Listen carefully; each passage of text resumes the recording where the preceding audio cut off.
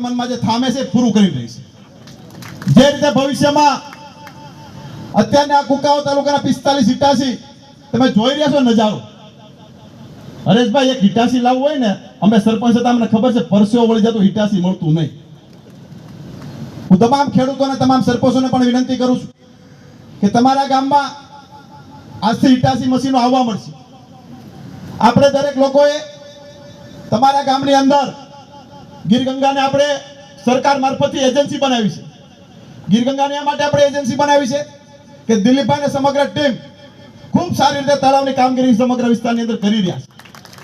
અને મેં એજન્સી તરીકે માટે નક્કી કરાવી કે લોકો ગામડે ગામડે હું જોતો હતો કે દરેક ગામમાં મિટિંગો કરે, ગામના લોકોને ભેગા કરે અને ગામમાંથી ફાળો ભેગો કરે અને ત્યાર પછી તળાવ કરવા એ પ્રકારની લોક ભાગીદારી સાથેના કામો કરતા હતા. પણ મારે 45 તળાવ એક સાથે કરવા હતા.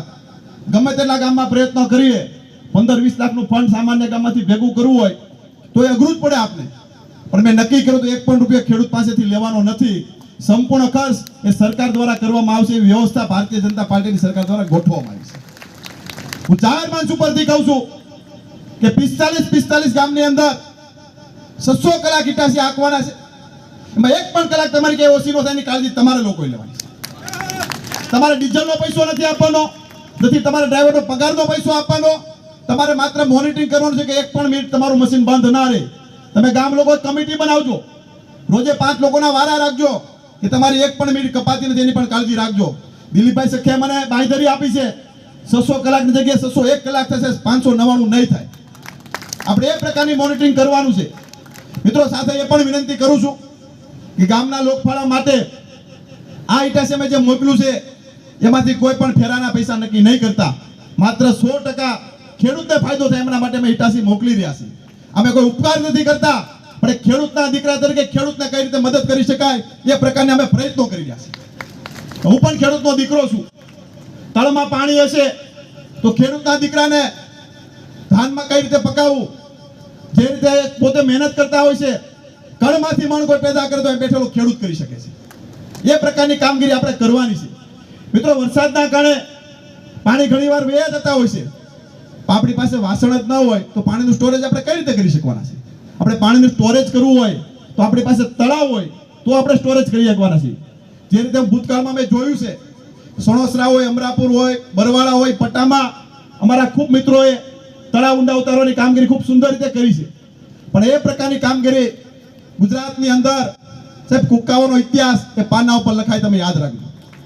એક સાથે 45 તળાવ થાય આ કોઈ નાની મોટી ઘટના નથી. 2500 રૂપિયા ગણે 1 કલાક ગણો, એક ગામમાં 15 લાખ રૂપિયાનું કામ એ ભારતીય જનતા પાર્ટીની સરકાર થકી શક્ય બન્યું છે. આ કોઈ સામાન્ય ઘટનાઓ નથી.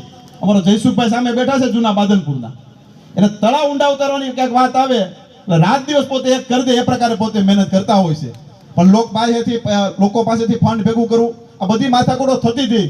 પણ આ બધામાંથી કોઈ બાકાત આપ્યો છે ભારતીય જનતા પાર્ટીની સરકારે, એ પણ આપણે સ્વીકારવું પડે. મિત્રો, જે રીતે મારે એક વિશેષ પણ તમને સારા સમાચાર આપવા છે.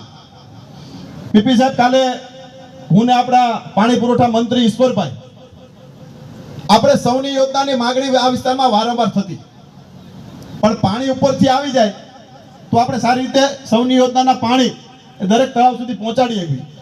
અત્યારે આપણે એક જ લાઈન હતી, ધોળીધજા ડેમથી વડોદ ડેમ સુધીની આ સરકારે કાલે 800 કરોડ રૂપિયાની યોજના ધોળીધજાથી વડોદ ડેમ સુધીની 3000 મીટર એટલે 3000 ડાયાની જે મોટી પાઇપ આવે એ સરકારે કાલે મંજૂર કરી છે. એમના થકી સૌરાષ્ટ્રના દરેક ગામડાઓમાં પાણી પહોંચવાનું કામ એ ભારતીય જનતા પાર્ટીની સરકાર કરવા જઈ રહી છે. ત્યારે રાજ્યના મુખ્યમંત્રીને મારે અભિનંદન આપવા પડે, પાણી પુરવઠા મંત્રીને અભિનંદન આપવા પડે. મને કાલ સાથે લઈ ગયા કે આપણે સીએમ સાહેબને મળી આવી. સાહેબ, સરકાર કામ કેટલું સ્પીડમાં કરે જોવું પડે. મંત્રી સહી કરે ને ફાઇલ સીએમ સાહેબ પાસે જાય ને અમે મળવા જ આવી, ઉભા ફાઇલમાં કોઈ સહી કરે તો રાજ્યના મુખ્યમંત્રીનું નામ છે ભૂપેન્દ્રભાઈ પટેલ સાહેબ. કોઈ નાની મોટી ઘટનાઓ નથી કે ફાઇલો 2 મહિના બાજુમાં પડી રહી, કોઈ સામે પણ ના જોવે. પણ એ પ્રકારની કામગીરી આ સરકાર દ્વારા થઈ રહી છે. ખાસ કરીને પીજીવીસીએલ વિભાગના મારા એમડી પણ હાજર છે. આ વિસ્તારમાં અમરેલી જિલ્લામાં, અમરેલી વિધાનસભામાં લગભગ કેતનભાઈ 25-30 વર્ષથી કોઈ કેબલો બદલા નહોતા. અમારા ખેડૂતોને ફરિયાદ આવતી કે ભાઈ ફોલ્ટ થાય છે, ઝટકા આવે છે, હમણાં 383 કરોડ 342 કરોડ જેવી યોજના હીરાભાઈ અમરેલી જિલ્લા માટે અને અમરેલી વિધાનસભા માટે, એમાં અમરેલી વિધાનસભાની કામગીરી ચાલુ થઈ ગઈ છે. એમબીસીસી કેબલ દરેક જગ્યાએ તાર બદલી નવા એમબીસીસી કેબલ નાખવામાં આવશે, જેથી ઉનાળાની અંદર પણ ગમે તેટલો ધોમધકતો તડકો હોય તો ખેડૂતોને લાઇટમાં ઝટકા ના આવે એ પ્રકારની કામગીરી પીજીવીસીએલના વિભાગ મારફત ભારતીય જનતા પાર્ટીની સરકાર કરી રહી છે. આખા અમરેલી જિલ્લામાં અમરેલી વિધાનસભાની અંદર આ ખૂબ સ્પીડમાં કામગીરી ચાલી રહી છે. એવી જ રીતે મારે એક યાદ અપાવવું પડે કે અમરેલી શહેરમાં લગભગ 40-45 વર્ષ પહેલા જીઆઈડીસી આપણે મંજૂર થઈ હતી. હું થોડાક દિવસ પહેલા આપણા રાજ્યના નાયબ મુખ્યમંત્રી સાથે બેઠો હતો એમની ઘરે. મેં એમને વાત કરી, કીધું હર્ષભાઈ અમારે અમરેલીમાં જીઆઈડીસી ની જરૂરિયાત છે. મને કે તમારે જીઆઈડીસી નથી? કીધું એક જીઆઈડીસી 40 વર્ષ પહેલા આવી હતી, કોઈ નવી જીઆઈડીસી આવે તો અમરેલીના જિલ્લાને ખૂબ ફાયદો મળશે, રોજગારીની નવી તકો ઊભી થશે, નવા ઉદ્યોગો અમરેલીમાં આવશે. મારે અભિનંદન હર્ષભાઈને આપવા પડે અને સીએમ સાહેબને અભિનંદન આપવા પડે કે જે રીતે મેં વાત કરી અને 5મી મિનિટે વિભાગમાં સૂચના ગઈ સાહેબ, અઠવાડિયાની અંદર જગ્યાનું સર્વે પણ થઈ ગયું, સરકારમાં દરખાસ્ત પણ વહી ગઈ. આગામી દિવસોની અંદર અમરેલી જિલ્લાને નવી જીઆઈડીસી ની ભેટ આપવા માટે ભારતીય જનતા પાર્ટીની સરકાર જઈ રહી છે. આ કોઈ નાની મોટી ઘટનાઓ નથી, કારણ કે જીઆઈડીસી તમે માંગવા જાઓ 2-5 વર્ષ થાય પછી મંજૂરી મળતી હોય છે, પણ અઠવાડિયાના દિવસોની અંદર મંજૂરી આપવાનું કામ આટલી સ્પીડે આ સરકાર કામગીરી કરી રહી છે. એવી જ રીતે સમગ્ર વિસ્તારની વાત કરીએ, આગામી 22 તારીખે આપણા રાજ્યના મુખ્યમંત્રી આદરણીય ભૂપેન્દ્રભાઈ પટેલ સાહેબ અને આ રાજ્યના પ્રદેશ ભાજપના અધ્યક્ષ આદરણીય જગદીશભાઈ વિશ્વકર્મા અને પ્રભારી મંત્રી જીતુભાઈ વાઘાણી એ આપણે અમરેલી નવા માર્કેટિંગ યાર્ડમાં કાર્યક્રમ રાખ્યો છે. સાહેબ અમરેલી જિલ્લાના 671 કરોડ કરતા પણ વધારે વિકાસના કાર્યોના ખાતમુહૂર્ત ને લોકાર્પણ એક દિવસે થવાના છે. આ કોઈ નાની મોટી ઘટનાઓ નથી હોતી. 671 કરોડ રૂપિયાની રકમ તો વાત તો કરો, હિસાબ માંડો કેવડી રકમ થાય. આ જિલ્લાને એટલા મોટા પ્રમાણમાં આ સરકાર દ્વારા પૈસા આપવામાં આવી રહ્યા છે. આપણે અમરેલીથી કુકાવા જતા વર્ષોથી આ રસ્તા ઉપર આપણે બધા પસાર થતા હતા, વારંવાર આપણે સાંભળતા કે અકસ્માત થાય છે, આ વ્યક્તિ પોતાનો મૃત્યુ થયો અકસ્માતના કારણે, એટલો રસ્તો હાકડો પડે છે. પણ આપ બધાના આશીર્વાદથી વિધાનસભામાં જ્યારે બેસવાનો મોકો મળ્યો એ પ્રશ્ન મારા કાનમાં હતો. મેં રાજ્યના મુખ્યમંત્રી આદરણીય ભૂપેન્દ્રભાઈ સાથે વાત કરી, સાહેબ 67 કરોડ રૂપિયાના ખર્ચે કામ પણ ચાલુ થઈ ગયું છે. આ પ્રકારની કામગીરી થઈ રહી છે. એવી જ રીતે 272 કરોડના ખર્ચે રાધેશ્યામ બાયપાસ થી લઈ નાના માસિયાળા બાયપાસ સુધીનો વર્ષો જૂનો રિંગ રોડ અધૂરો પડ્યો હતો. રિંગ રોડ અમરેલીમાં હતો પણ અધૂરો હતો. આ રિંગ રોડ ક્યારે બનશે કોઈને ખબર નહોતી. 272 કરોડના રિંગ રોડનું ખાતમુહૂર્ત આગામી 22 તારીખે રાજ્યના મુખ્યમંત્રી કરવા માટે આવી રહ્યા છે. સાહેબ હું જાહેરમાં કહેતા હોઈ છે કે ભારતીય જનતા પાર્ટીનો કાર્યકર્તા જેમનું ખાતમુહૂર્ત કરે એનું લોકાર્પણ એ જ કરે છે. પણ આપણે ભૂતકાળમાં ઘણું જોયું છે, માત્ર ખાતમુહૂર્ત થતા, ઘેરે ઘેરે કાગળો આવતા, પણ યોજના ક્યાં જતી કોઈને ખબર નહોતી. આ પણ આપણે ભૂતકાળમાં અનુભવ્યું છે. ચૂંટણી ટાઈમ આવે એટલે ઘેરે ઘેરે લેટર આવે કે આ યોજના મંજૂર થઈ ગઈ છે, આ રોડ મંજૂર થઈ ગયો છે. પછી તપાસ હું ધારાસભ્ય બન્યા પછી મેં કરી ખબર પડી આ તો કઈ છે જ ને. આવા પણ આપણે બણગા સાંભળ્યા છે. મિત્રો બણગા નહીં, માત્ર ને માત્ર જે બોલીએ પૂરું કરે એનું નામ ભારતીય જનતા પાર્ટીની સરકાર છે. આ પ્રકારની કામગીરી થતી હોય ત્યારે હું તમામ ખેડૂતોને વિનંતી કરું છું, મારી માતાઓ બહેનો પણ આ બેઠા છે. આજ કેવડો ઉત્સવ જેવો દિવસ છે કે જે રીતે જંગર ગામની અંદર વસાણી ફાઉન્ડેશન દ્વારા એક સોલાર આખું ગામ બને, જિલ્લાનું મોટું ગામ સોલાર માટે બન્યું હશે તે જંગર ગામ હશે અત્યારે. કારણ આપણા જિલ્લાની અંદર 2 ગામ બન્યા છે, એક દુધાળા અને ત્યારબાદ જંગર. વસાણી પરિવારનો પણ આભાર માનું છું. માત્ર વસાણી પરિવારનો આભાર પૂરતું નહીં રાખવી, હરેશભાઈ ભવિષ્યમાં જે કંઈક આપવાનું થશે એની તૈયારી પણ રાખજો.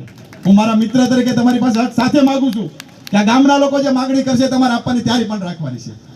મારે પરસોત્તમભાઈ ગેવરિયાને પણ યાદ કરવા પડે, અમરાપુરના. જે રીતે પોતાના ગામની અંદર દાસભાઈ ગેવરિયા, એમને ઉર્ફે પરસોત્તમભાઈ ગેવરિયા કે માવજીભાઈ ભીમાણી, કેશુભાઈ અને સિમનભાઈ ઢોલરિયા, આ 3 લોકોએ ભેગા થઈ ગામની અંદર 15 વીઘા જમીન ગામના તળાવ બનાવવા માટે લઈ દીધી છે. તો વિચાર તો કરો કે દાતાઓ ગામમાં તળાવ બનાવવા માટે જમીન લઈ દેતા હોય અને એમાં આપણે કઈ પાછા પડવાનું થાય ના જ થાય. સરકાર માગે એ પ્રમાણે તમારી સાથે ઊભી છે. જે રીતે દેશના વડાપ્રધાન આદરણીય મોદી સાહેબ જળ માટે જે રીતે કામગીરી કરી રહ્યા છે, જળ શક્તિ મંત્રી આદરણીય પાટીલ સાહેબ પણ ખૂબ એમાં ઉત્સાહ સાથે આગળ વધી રહ્યા છે. દેશના ગૃહમંત્રી આદરણીય અમિતભાઈ શાહ સાહેબને પણ આપણે યાદ કરવા પડે. રાજ્યના મુખ્યમંત્રી આદરણીય ભૂપેન્દ્રભાઈ અને હર્ષભાઈની જોડી જે રીતે સમગ્ર રાજ્યની અંદર જે રીતે કામગીરી કરી રહી છે. મિત્રો, લેખા જોખા તો ટાઈમે થતા હોય છે, પણ ખોટા લોકો આપણે કઈ ગેરમાર્ગે ન દોરી જાય એની પણ આપણે કાળજી રાખવાની છે. સાબડું જોગજો એકવાર, કયું સાબડું નભે છે એટલે તમને ખબર પડશે. હું તો જાહેરમાં કહું છું, 40 વર્ષનો હિસાબ માંગો અને છેલ્લા 3 વર્ષનો હિસાબ આપવા માટે હું તૈયાર છું. ભૂતકાળમાં કોંગ્રેસના પણ ધારાસભ્યો હતા, એમણે શું કર્યું એનો પણ હિસાબ માંગજો. અમે ટાઈમે હિસાબ આપવા માટે બંધાયેલા છીએ. અમે બોલવી પૂરું કર્યું છે, એનું સર્ટિફિકેટ તમારા લોકોએ આપવાની કોઈ જરૂર નથી. આ બેઠેલો અમારો મતદાતા, અમારો ખેડૂત આપશે. એમને ભરોસો છે આગામી દિવસોની અંદર ઘણા બણગાઓ ફેંકવા માટે આવી રહ્યા છે, પણ એ ગપગોળા સીધા બારોબાર વેચાય ને એની જવાબદારી તમારી છે, આ બેઠેલા મતદારની છે. એ પ્રકારની કામગીરી આપણે બધા સાથે મળીને કરવાની છે. હું તમને જાહેર મંચ ઉપરથી વિશ્વાસ અપાવું છું કે જે રીતે 5 ધારાસભ્ય ભેગા થઈ સંસદ સભ્ય જિલ્લા ભાજપની ટીમ એ અમરેલીના વિકાસ માટે કોઈ પણ જગ્યાએ ઊણી નહીં ઉતરે એની તમને જાહેરમાંથી ખાતરી આપું છું. એવી જ રીતે હું એક વાત કરવાની મારે રહી ગઈ. પીપી સાહેબ, આ વિસ્તારમાં 40 વર્ષથી માર્કેટિંગ યાર્ડ નહોતું. હું ધારાસભ્ય બન્યો ત્યારે કુકાવાની બજારમાં એક ભાઈ મને વાત કરી હતી, ખેડૂતે, કે માર્કેટિંગ યાર્ડનું ક્યાંક કરો. એ ભાઈને તો હું શહેરો ભૂલી ગયો, મને નામ ખબર નથી, પણ એ વિષય મારા મગજમાં બેઠેલો હતો. કુકાવાની અંદર માર્કેટિંગ યાર્ડ આ રાજ્ય સરકાર દ્વારા મંજૂર કરી દેવામાં પણ આવ્યું. એમને ચેરમેન તરીકે આપણે ગોપાલભાઈ બેઠા છે, એમને ચેરમેન તરીકે આપણે એની નિમણૂક પણ થઈ છે, સમગ્ર બોડી પણ નિમાઈ ગઈ છે, સરકારમાં જમીન માટેની દરખાસ્ત પણ થઈ ગઈ છે. એક માર્કેટિંગ યાર્ડ આવવાના કારણે કેવડા ફાયદા થાય